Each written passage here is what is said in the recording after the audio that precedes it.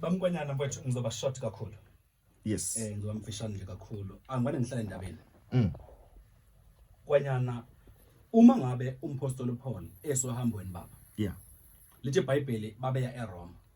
Yes. Kwanyana uhambo lwabo kuvuka izimpi endleleni mfowethu. Yeah. Uma kuvuka izimpi endleleni, lithi iBhayibheli mawufuna incwadi yezenzo. Yeah. Lapha ku27 lithi sahamba noma sagwegwesa kalukhuni bahamba kalukhuni. Yeah. Mhlambe ke indaba yami mfowethu ayikho lapho. Ake siqalelana ke. Uma ngabe ufunda lapha ya ku28. Yes. Lithi iBhayibheli sesindile. Angizokulifunda mina ngizovana ngilixoxe. Uzongizwa. Yeah. Sesindile engozini. Yeah. Sezwa mfowethu ukuthi isiqhingi sithiwa imelite. Hayi angiphinde nkwanyana mfowethu. Uma sesindile laba bantu bebezobhubha mfowethu.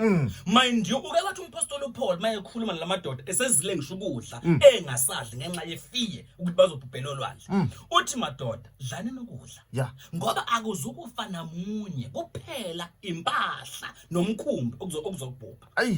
Uthi ke la umpostoli Paul ingelo sikaNkulunkulu ebusuku ibimi ngakini ingitshelile ukuba simelwe ukukhahleleka bamakwanyana ukukhahleleka esiqhingini esithile. Yeah. Ayimention igama lesiqhingi. That's why ku28 umuzwa ethi sesindile ngozini sezwa ukuthi isiqhingi imelita. Okay. Uthi abantu bakhona basiphatha ngobubele obungavamanga. Uthi babe basumlilo kwakubanda mfowethu. Yeah.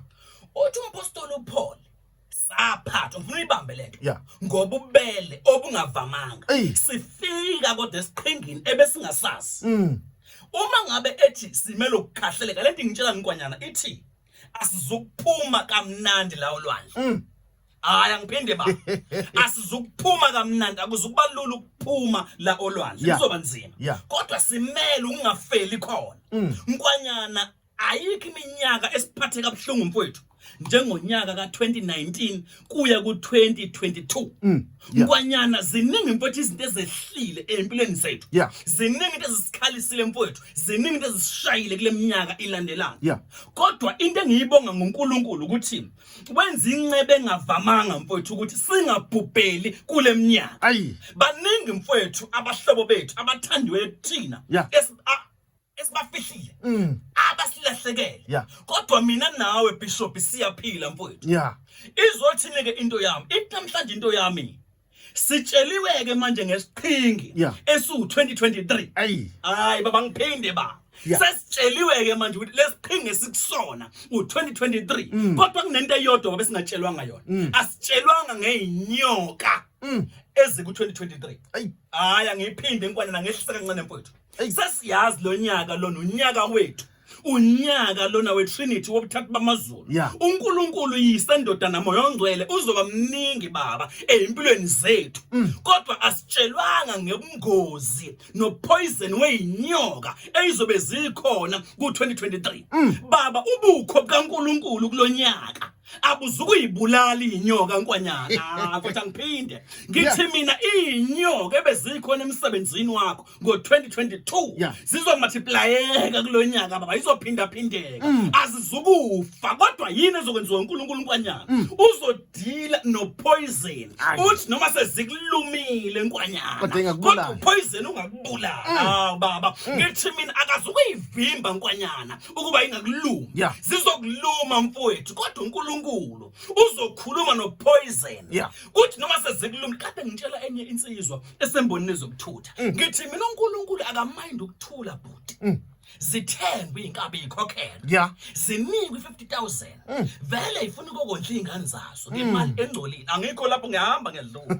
Uma ngabe seyikhokhelwe ziplane into futhi. Ziwudwebe uphumelele babo limali. Ebese uNkulunkulu ekhuluma no poison wenhlamvu ukuthi noma isikudubulile baba kodwa ungafi ngoba sizokubhubha noma sizokhahleka lukhuni kodwa khona la siya khona. Ngizothi mina kulonyaka nkwanyana emsebenzini wakho laba kade befuna ukukuxoshisa bazoqhubeka mfowethu bazame babe khona futhi kodwa uNkulunkulu lo esimkhonzayo uma ngabe ekhona baba ayikho into eyophumelela baba asikho isikhali kulonyaka nkwanyana esiyophumelela esilolelwe abantwana bakaNkulunkulu bazoqhubeka nkwanyana bayiloli ikhali mfowethu ngoba ngisho zikhona inyoka mfowethu lonyaka even emndenini yethu even kaMdluli mfowethu mina kuneyinyoka zakithi kaMdluli nkwanyana mina hayi bangilalele mfowethu mina angidli noma yini nkwanyana mina nkwanyana bakuletha ukudla kumina ngiyabheka kuletho ubani kithi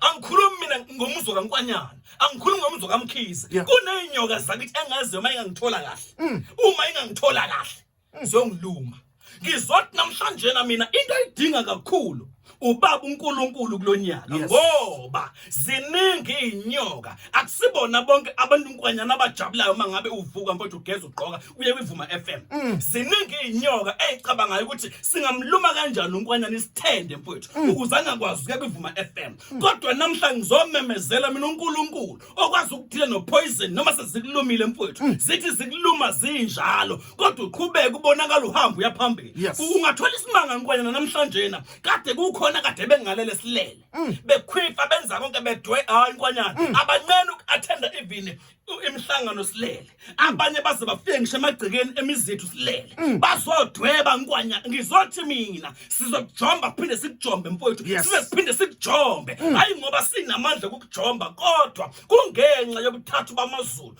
obesembathileyo noma behlele ngakithi ngizothi mina uyamdinga uNkulunkulu umlaleli uyayidinga le ndoda lena enguNkulunkulu uyamdinga lo Jesu owafe eCalvary angikhathali isimo sakho sithini once wakhona empilweni yakho baba sengiyavala once wafika empilweni yakho akazukubabhubhisa abathakatha nkwanyana ngike ngabuza ngathi imalini imfene ngizothi mina kulonyaka mfowethu nowugayile baba uyoza uchithe vela ngazi waye ugayele bani ngoba mina nawe sizoqhubeka siphumelele sizoqhubeka siye phambili noma uSathane uthini noma amadimoni athini uNkulunkulu nkwanyana sengivala baba uyayithatha into engelutho ayithathe ezaleni mfowethu ayithintithe impabanga mfowethu ayibeke endaweni ephezulu ukuba idle namakhosi uNkulunkulu mfowethu ongazelo ongalala ngizothi mlaleli lo uNkulunkulu engihamba naye uyayiphakamisa into edelelekile ungamind ukuthi kuthiweni kuwena uzokwenza imangaliso uNkulunkulu kulonyaka zikhona inyoka bekhona abakuzondayo bekhona abanomona ngithandazela into eyodwa nkonyana sengivala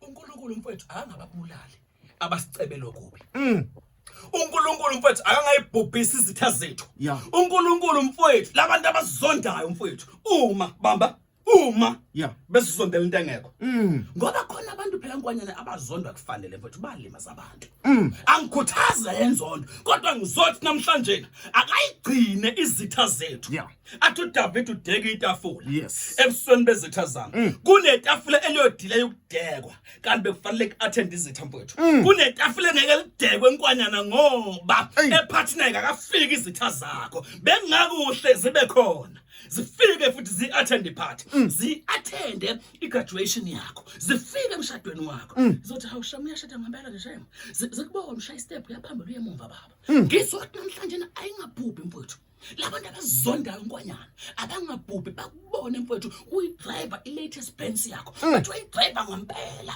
bethi ngeke ibuye bathi ngeke ibuye bese beyindaweni zabo bethi ngeke ibuye beyibona ingene akegcina ngoba sikhonza uNkulunkulu ofohlayo njengamanzi amaningi ngizothi nalomuzi ufuna uku-owna sentini lalusha mhlanga wherever uzowu-owna bengafuni siphumelela bevalile sifohla bevalile uNkulunkulu mfowethu akubosisa ngiyakuthanda kakhulu Sabankulu mfowethu sitshele in 30 seconds ukuthi abantu bengakuthola kuphi bangaxhuma kanjani in just 30 seconds mfowethu kafishane njena ngiyatholakala lapha yana